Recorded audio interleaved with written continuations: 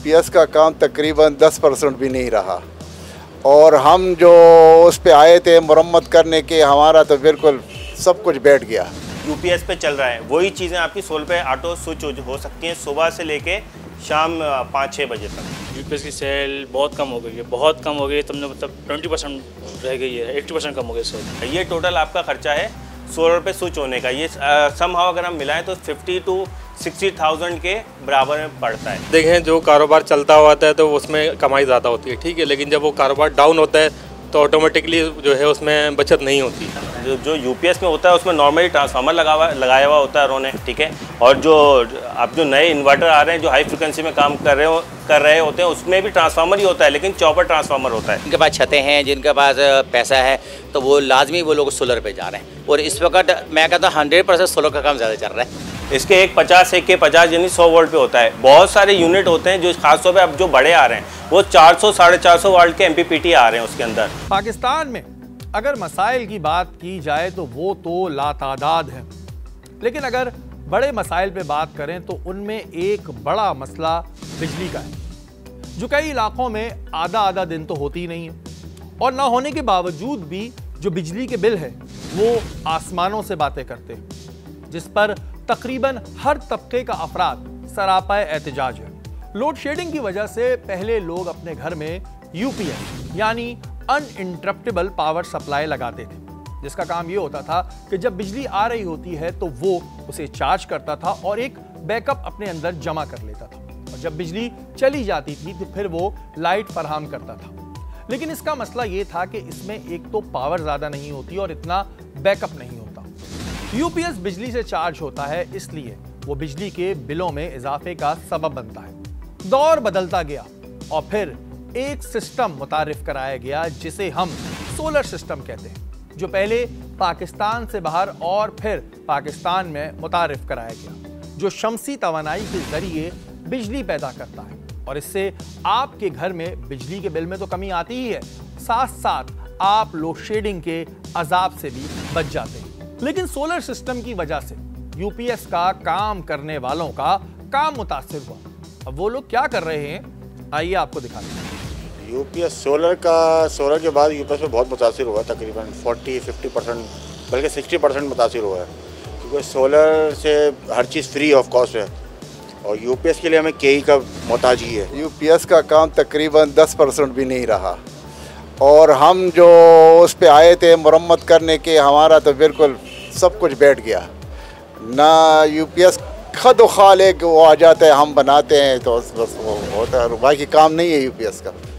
असल में यूपीएस का बहुत कम हो गया काम, सोलर आने की वजह से ना यूपीएस की सेल बहुत कम हो गई है, बहुत कम हो गई है, तुमने मतलब 20% रह गई है, 80% कम हो गई सेल यूपीएस की। सोलर का काम बहुत अच्छा चल रहा है इस टाइम, लेकिन अभी हालात ऐसे चल रहे हैं तो हर काम अभी जो है ना बिल्कुल ही ठप हुआ हुआ है। सोलर सिस्टम के आने के बाद यूपीएस का काम जो है वो तो समझ लें बहुत ही कम हो गया है, ना होने के बराबर है। बहुत ज़्यादा फ़र्क पड़ गया है काम में, तो बहुत अभी हफ्ते में 2-3 रिपेयर के नहीं आते हैं, बस अब बहुत कम हो गया है। यूपीएस का काम सर जी हमारे पास 80% तक का फ़र्क है इसके अंदर, क्योंकि हर बंदा यूपीएस जो खरीदता है ना 1.2 किलोवाट का भी, वो चाहता है सोलर प्लेट्स में ऐड हो जाए। सर यूपीएस का काम तकरीबन बैंड हो चुका है इस टाइम पे। सोलर को जो है ना अभी बहुत ज़्यादा अहमियत हासिल है, लोड शेडिंग के हवाले से भी और बिजली के बिल के हवाले से भी। पहले की कमाई हम उस वक्त यानी 2004, 5, 6, 10 तक हम 3-3, 4-4 हज़ार रुपये सिर्फ मजदूरी कमाते थे यूपीएसों में। अब तो बिल्कुल नहीं है। अगर हम एक यूपीएस में 10,000 का भी काम करें ना, उसमें हमें 500 भी नहीं मिलता है।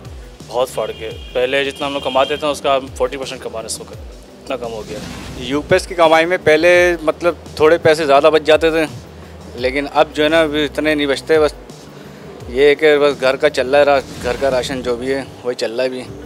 लाजमी सी बात है, देखें जो कारोबार चलता हुआ है तो उसमें कमाई ज़्यादा होती है, ठीक है, लेकिन जब वो कारोबार डाउन होता है तो ऑटोमेटिकली जो है उसमें बचत नहीं होती। पहले तो तकरीबन 50% भी कमा लेते थे, अब तकरीबन 20%, 10% ऐसे ही रखना पड़ता है, क्योंकि मार्केट आजकल आप देखें तो हर कोई मतलब होलसेल कर रहा है, तो उस हिसाब से हमें कोई इतना बचत नहीं आ रही होती। बस कमाई तो मुतासिर हुई है क्योंकि लोग सोलर की तरफ चले गए हैं। तकरीबन 70% तक का फ़र्क है। पहले हम अच्छा बचत कर लेते थे, अब 30%। पहले कि जिसको छत है, घर है अपना, तो वो सोलर को तरजीह देते हैं।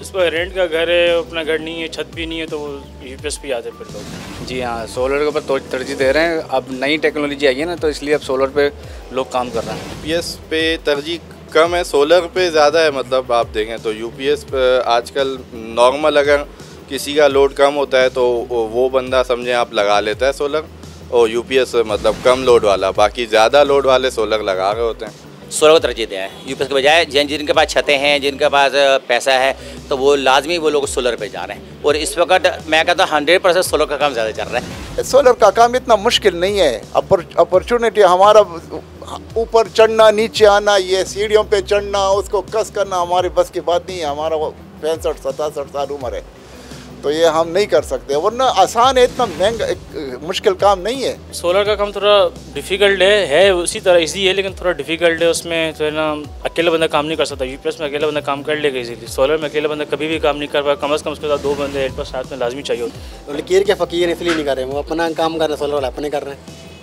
यही फ़र्क है। अब ये कारीगर मुख्तलिफ हैं, बाकी जो मिनिमम देखें 70% तो सीख रहे हैं, बाकी 30% है उनकी कोई और वजह है, वो सीख नहीं रहे। उनकी अपनी गलती, अपने आप को अपग्रेड नहीं करना चाह रहे, वो खुद नहीं अपग्रेड करना चाह रहे। वो रोते हुक्मरान को रोते हैं, ये नहीं कि मैं खुद थोड़ी मेहनत करूँ, सोलर पे आऊँ। उनकी खुद की गलती है ना भाई। लोग परेशान है ना, इस वजह से नहीं सीख रहे भी। लोग अपने घर का देखें या काम सीखें, ये है चक्कर सारा जो भी है। सेट होता है तो वो हर चीज़ में दिलचस्पी लेता है, लेकिन जब अपसेट होता है ना, तो उसको अच्छी चीज़ें भी जो ना, वो भी उसमें भी वो परफेक्ट नहीं हो पाता है। उसकी वजह ये है कि कुछ लोग ऐसे होते हैं कि वो कहते हैं कि हमें उंगली पकड़ाओ, मतलब हमारी कोई उंगली पकड़े तो हम चलें। उनमें इतने गट्स नहीं है कि वो आगे बढ़ें, क्योंकि यूपीएस का कारीगर है, उसके लिए सोलर कोई इंस्टॉलेशन कोई मुश्किल काम नहीं है। As it is same installation same है उसकी। कोशिश ये है कि देखो, सादा यूपीएस बनाने वाला बंदा इसमें घुस ही नहीं सकता ना। इसमें बहुत मुश्किलात के सामने करने पड़ते हैं, और इन्वर्टर और सोलर में बहुत सारी मेहनत और मुशक्क़त वाला काम है। और पढ़ा लिखा इंसान जो है बंदा, वो कारीगर, वो काम कर सकता है, बाकी अनाड़ी बंदे की बस की बात नहीं है। ये थे वो लोग जो अब तक यूपीएस का काम कर रहे हैं। इन्हें इस बात का बाखूबी इल्म है कि जो सारिफ है वो यूपीएस पर सोलर को तरजीह दे रहा है, लेकिन ये अपने आप को बदलने को तैयार नहीं। यूपीएस इन्वर्टर और सोलर इन्वर्टर में क्या फर्क होता है, इसकी कितनी इकसाम होती हैं, आइए आपको दिखाते हैं। देखिए, जो यूपीएस होता है, नॉर्मल जो डिवाइस होती है हमारे पास, उसके अंदर चार्ज कंट्रोलर या एफिशिएंसी कंट्रोलर डलावा नहीं होता। और जो सोलर इन्वर्टर होता है, उसके अंदर हमारे पास MPPT charge controller built in होता है, जो सोलर से भी ऑटो सिंक्रोनाइज होकर चार्ज कर सके। इन्वर्टर की बेसिकली इस वक्त जो है ना, 3 इकसाम है। एक जो है ऑफ ग्रिड इन्वर्टर होता है, एक ऑन ग्रिड होता है, और एक हाइब्रिड इन्वर्टर हो गया जो ग्रिड टाई को भी दे रहा होता है और घर में भी सप्लाई आपको दे रहा होता है। इसे कहते हैं नॉर्मल इन्वर्टर, सिंपल इन्वर्टर कह लें आप, ठीक है जी। और एक होता है solar inverter with MPPT range. पहले जो आता था पीडब्ल्यूएम रेंज आता था, यानी कम पावर में आप चलाते थे। अब जो नए इन्वर्टर आ गए, इसमें आपको बैटरी की ज़रूरत नहीं है, डायरेक्ट सोलर से लेगा, ऑटो सिंक्रोनाइज करके घर में सप्लाई दे रहा होगा। ये वो इन्वर्टर कहलाते हैं एमपीपीटी चार्ज कंट्रोलर इन्वर्टर। और एक होते हैं हाइब्रिड इन्वर्टर। वो हाइब्रिड इन्वर्टर ये इस टाइप के होते हैं। इनका काम ये होता है, ये ग्रिड टाई यानी के इलेक्ट्रिक को भी दे रहे होते हैं, और दूसरे लफ्ज़ों में घर पे भी सप्लाई दे रहे होते हैं। यानी कि लाइट चली जाए तो ये बैकअप देते हैं। और एक सिर्फ और सिर्फ ऑन ग्रिड इन्वर्टर होता है, वो सिर्फ और सिर्फ के इलेक्ट्रिक को बाय बैक दे रहे होते हैं। वो हर्ट्ज कंट्रोलर के ऊपर डिज़ाइन होते हैं, वो एक अलग इन्वर्टर होता है। अब चलते हैं इस बात पर कि कैसे यूपीएस के कारीगर सोलर का काम सीख सकते हैं, और क्या यूपीएस सिस्टम को सोलर सिस्टम में कन्वर्ट किया जा सकता है। बिल्कुल किया जा सकता है। जो आपके पुराने इन्वर्टर या सोलर जो भी लगा, जो सादे सिस्टम आप लगा सकते हैं, लगे हुए हैं, उसके ऊपर आप चार्ज कंट्रोल लगाएं।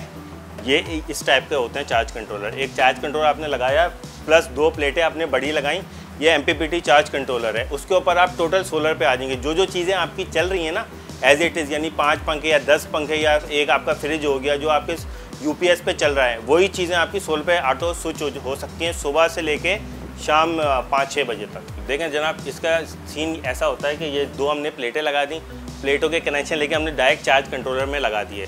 चार्ज कंट्रोलर से बैटरी को हमने सप्लाई दी थी। बेसिकली बैटरी चार्ज हो रही है चार्ज कंट्रोलर से, यूनिट बैकअप दे रहा है जैसे नॉर्मल बैटरी बैकअप देते हैं, और उससे ही आपकी चीज़ें सारी चल रही हैं सोलर पे। इस तरीके से आज जब आप अपग्रेड करेंगे तो ये इस तरीके से आप ये जो चीज़ें हैं वो यूपीएस से सोलर पे स्विच हो सकती हैं। यूपीएस को सोलर सिस्टम में कन्वर्ट करने के लिए कितने अखराजात आएंगे और क्या ये तजुर्बा कामयाब है भी या नहीं? इसमें खर्चा ये आता है कि जैसे यूपीएस और बैटरी तो आपका मौजूद है, वैसे मैं बता देता हूँ जो नॉर्मल यूपीएस होते हैं इस वक्त से 20 से 22 हज़ार के दरमियान की रेंज में मिल जाते हैं, और एक बैटरी जो है जो आपके पास लगी हुई होगी वो 30 से लेके 35 हज़ार के दरमियान आपको मिल जाएगी। ये तो हो गया ये आपके पास एक खर्चा।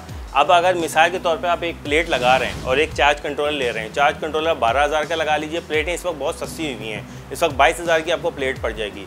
12,000 का चार्ज कंट्रोलर हो गया और 22,000 की प्लेट हो गई, और एक अदद एंगल लगेगा, वो मेरे ख्याल से आपको जो मैक्सिमम मिलेगा ना वो 3500 से 4,000 के दरमियान मिल जाएगा। ये टोटल आपका खर्चा है सोलर पे स्विच होने का। ये समहाउ अगर हम मिलाएं तो 50 to 60,000 के बराबर में पड़ता है। और लेट सपोज कि आपने लोड ज़्यादा चलाना है, इसके ऊपर जो आपकी हैं ये 3 पंखे 3-4 ट्यूबलाइटें चल जाएंगी।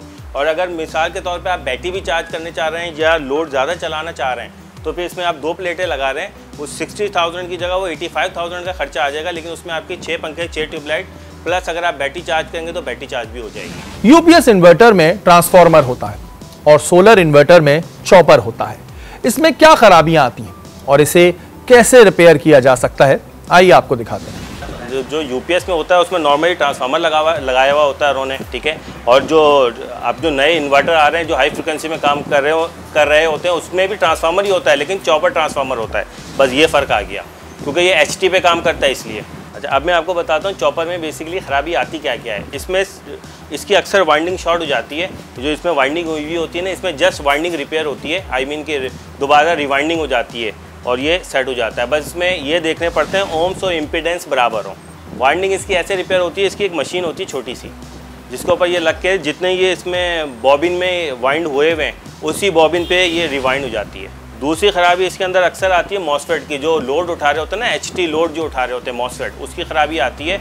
ये होते तो जर्मनी के हैं लेकिन अक्सर शॉर्ट होते हैं आउटपुट शॉर्ट सर्किट की वजह से, यानी लोड ज़्यादा हो गया, अम्पेयर रेटिंग इंक्रीज़ हो गई, या क्लाइंट ने घर पे लोड ज़्यादा ऑन कर लिया, या रिटर्न फेस आ गया, रिपल्सेशन जिसे कहते हैं वो हो गई, उसकी वजह से ये शॉर्ट होते हैं। वरना ये मॉसफेट कभी शॉर्ट होते नहीं हैं, इनके बहुत कम होते हैं शॉर्ट अक्सर। ये रिपेयर ऐसे होते हैं जैसे इसे हम निकालते हैं, इसकी जगह इसी मॉडल का एक नया लगा देते हैं। नॉर्मल ये बाज़ार में मिल जाते हैं आपको। नॉर्मली जो लगे होते हैं IRF 740 लगे होते हैं या फिर 3205 मॉसफेट इसमें यूज़ हुए होते हैं। इसके बाद इसमें एक और ख़राबी आती है, अक्सर जो चार्जिंग डायोड थायरेस्टर की ख़राबी है, वो अक्सर ये होती है कि फ्लक्चुएशन ज़्यादा हो या वोल्टेज एकदम से बहुत ज़्यादा इंक्रीज़ हो तो अक्सर शॉर्ट हो जाते हैं। ये थायरेस्टर होते हैं जो चार्ज कर रहे होते हैं बेसिकली बैटरी को, तो ये शॉर्ट हो जाते हैं। बस इसे रिपेयर नहीं होते, इसे चेंज करते हैं। इसकी जगह ये जो मॉडल लगा हुआ है कि 3878 ये निकालते हैं, इसकी जगह दूसरा लगा देते हैं। इसके साथ एक IC लगी होती है जो एम्बेडेड IC कहलाती है नॉर्मली, यानी लीनियर होती है बेसिकली, वो चेंज होती है 3878 इसके साथ, यानी 3525 के साथ। सोलर सिस्टम में चार्ज कंट्रोलर होता है, इसमें क्या खराबियां आती हैं और ये कैसे रिपेयर किया जा सकता है, आइए आपको दिखाते हैं। देखें, जो पहली ख़राबी आती है इसकी चॉपर की होती है। चॉपर क्या हम करते हैं, इसे निकालते हैं, इसकी अक्सर वाइंडिंग जल जाती है, उसे रिवाइंड करवा के इसमें लगा देते हैं। दूसरी ख़राबी जो आती है इसके अक्सर मॉसफेट की आती है, मॉसफेट शॉर्ट हो जाते हैं। मॉसफेट हम क्या करते हैं, इसे निकाल के नए जो मॉसफेट आते हैं इसके, वो जो ओरिजिनल मॉसफेट होती है K3812 वो इसके अंदर हम डाल देते हैं।